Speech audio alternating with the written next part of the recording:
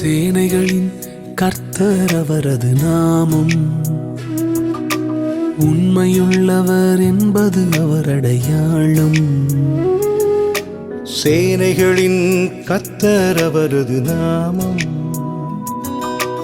உண்மையுள்ளவர் என்பது அவர் அடையாளம். அவர் சொல்லும் போது எப்படி நடக்கும்னு யாருக்கும் தெரியாது. அவர் செய்த பின்பு எப்படி நடந்தது எவருக்கும் புரியாது.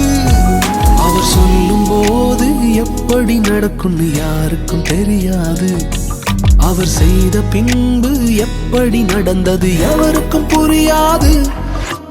உண்மை அது அவர் நாமம், உண்மை அவர் அடையாளம், உண்மை அவர் ஆதாரம். சேனைகளின் கர்த்தர் உண்மை